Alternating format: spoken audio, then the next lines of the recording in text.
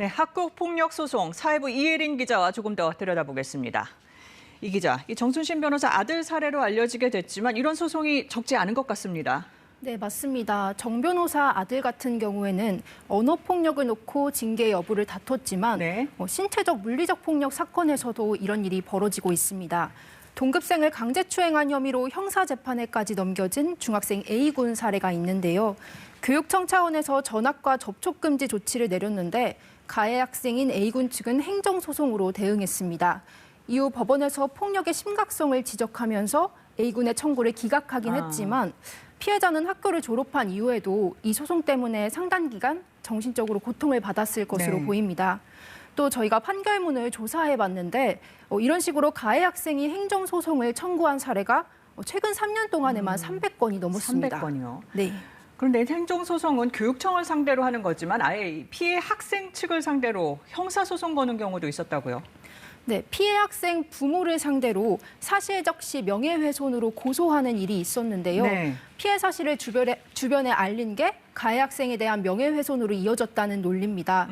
한 피해 학생 부모는 학교폭력범은 접촉 금지라는 문구를 SNS 상태 메시지로 올렸는데요. 그 이후로 고소를 당했고 재판까지 받아야 했습니다. 무죄를 선고받긴 했지만 사건이 대법원 파기환송까지 거치면서 고통스러운 시간은 길었을 것으로 보입니다. 네.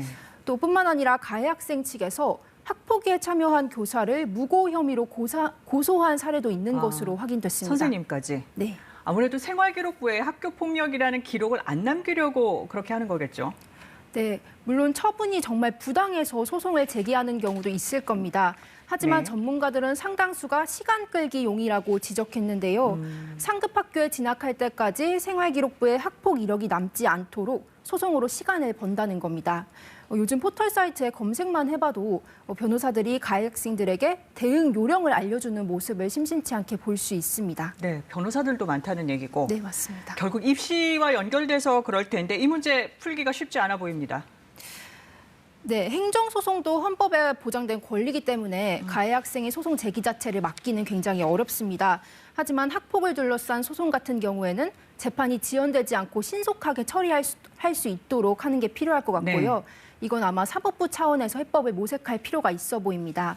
또 소송 기간 동안 가해자와 피해자를 분리 조치하고 또 피해자를 상대로 심리 상담이나 치료를 지원하는 것에 대해서는 교육당국이 대책을 마련해야 할 것 같습니다. 네, 피해자를 위한 보완책. 네, 여기까지 듣겠습니다. 이 기자 잘 들었습니다.